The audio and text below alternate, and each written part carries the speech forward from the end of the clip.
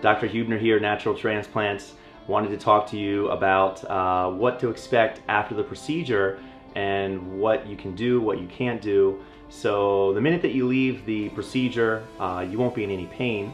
The anesthesia tends to wear off shortly after the procedure. So for the night of the procedure, you'll have pain medications, and we use a wide variety of pain medication to treat your pain.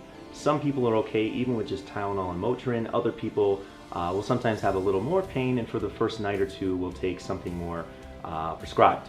So we'll be happy to provide you those prescriptions, and oftentimes we'll even pick them up for you from the pharmacy so you have them in hand before you leave. But as far as what to do the night of the procedure, it's very simple: rest and ice. You're going to want to keep your head upright. You're going to want to try to limit your motion for the first night. And for the first 3 nights, you're going to want to sleep in a semi-upright, reclined position with one of those airline neck pillows to give you some neck support. Other than that, a little bit of ice on the forehead, not on the grafts themselves, but only on the forehead to decrease the chance of having any swelling. Most people are fine the first night. Again, you'll have our cell phone numbers if you have any problems.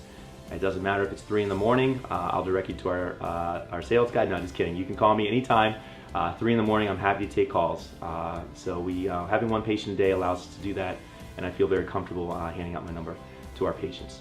The second day, you're going to be doing what's called a light rinse, and that involves going into the shower and taking a cup in, filling it up with some warm water, and then very gently pouring it on top of your head a couple times. And that's just to basically rinse everything off and keep everything clean. You'll notice the second day you're going to have some scabs that will be developing all through the night, the prior night, and some of those scab tips and edges will come off naturally. It's what they're supposed to do. Other than that, again, sleeping in the semi-upright position, you're going to also be starting an antibiotic prophylactically to prevent infection.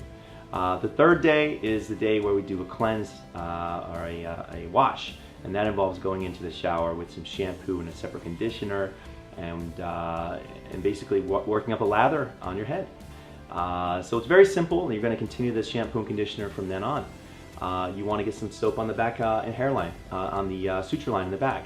But as far as what you can't do, what we do recommend is not doing any heavy lifting or going to the gym until the sutures are out, which will be 10 days.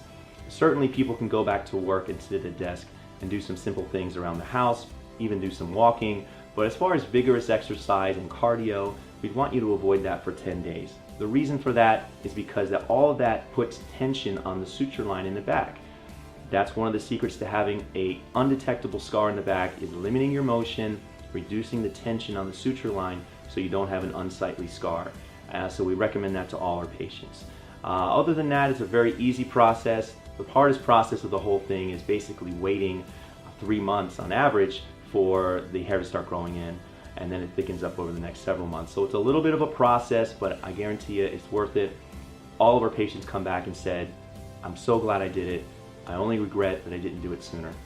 Thanks so much. Check us out on naturaltransplants.com, and thank you everyone for the feedback. We've been getting a lot of positive feedback on our videos, and look forward to seeing you soon.